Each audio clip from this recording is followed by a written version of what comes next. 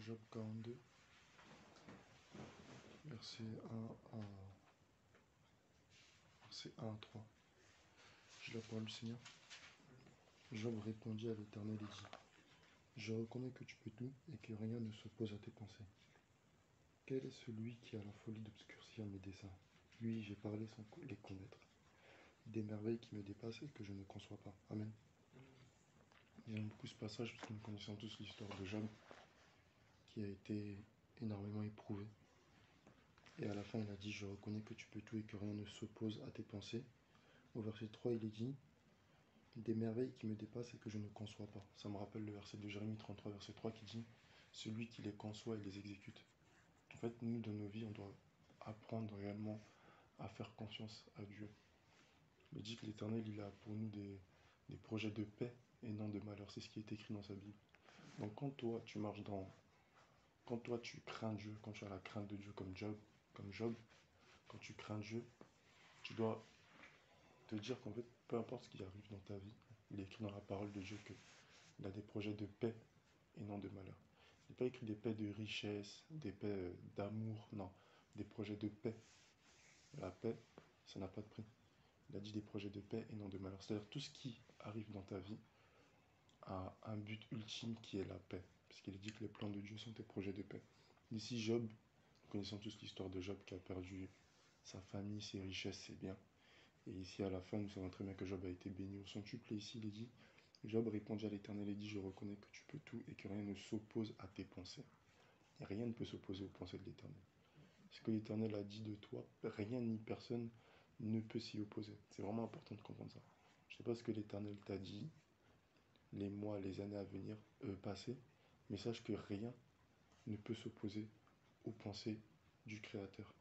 Il dit: Quel est celui qui a la folie d'obscurcir mes desseins? C'est exactement ça. C'est fou quand même, tu te dis... Et cette phrase nous concerne nous les premiers. Quand on doute, quand des fois on veut marcher devant Dieu, quand des fois on croit avoir compris Dieu. C'est tellement arrogant. Il est dit: Qui est celui qui a la folie d'obscurcir mes desseins? Oui, j'ai parlé sans les connaître. Exactement. Il dit que les voies de Dieu sont impénétrables. Il dit que les pensées de l'Éternel sont aussi hautes que le ciel et au-dessus de nos têtes. Nous ne pouvons pas comprendre Dieu. Comprendre Dieu, marcher avec Dieu, en tout cas essayer de le comprendre, c'est devenir fou. Ici, il est dit: Des merveilles qui me dépassent et que je ne conçois pas. Exactement. Que je ne conçois pas. Il faut savoir que l'Éternel, lui, il conçoit les choses et il les exécute. C'est ce qui a été écrit dans Jérémie 33. Celui qui conçoit et exécute les choses, c'est l'alpha et l'oméga. C'est lui qui commence la chose et c'est lui qui la termine. C'est lui qui nous a conçus, c'est lui qui nous exécute. Nous sommes le plan de Dieu. C'est important de comprendre ça. Donc ici, on peut voir que Job, en fait, était dépassé par la situation. Et Job a reconnu son statut d'être humain, limité, dépendant de Dieu. Vermisseau de Jacob, il a reconnu qu'il n'était rien du tout et qu'en fait, il était dans le creux de la main de Dieu. Chaque jour quand on se lève, imaginons-nous on regarde notre main et imaginons-nous en plein milieu de la main de Dieu. C'est exactement ça. Ta vie est dans la main de Dieu et dans le creux de sa main. Donc rien ni personne ne peut faire quelque chose contre toi. C'est Dieu qui nous a choisis, ce n'est pas nous. C'est lui qui nous a choisis. Donc, sachant que nous sommes à sa charge, comme il est dit dans un psaume si je ne me trompe pas, c'est nous qui sommes à la charge de l'Éternel. Donc, c'est vrai que c'est pas facile. C'est vrai qu'il y a des moments, il y a des hauts et des bas. Mais s'il y a quelque chose qui doit rester clairement intact, c'est notre foi en Dieu. Job, il a gardé la foi.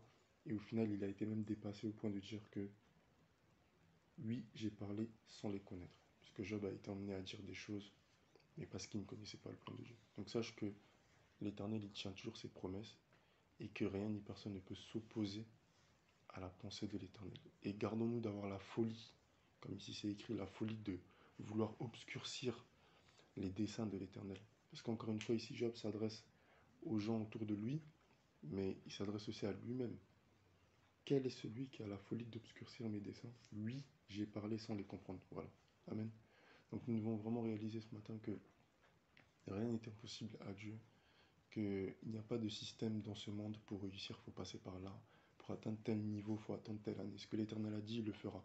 Je ne sais pas comment, tu ne sais pas comment, mais tu sais qu'il fera. Toi, qu'est-ce que tu dois faire dans tout ça? Comme Job, tu dois rester intègre. C'est tout ce que l'Éternel attend de nous, c'est que nous restons intègres.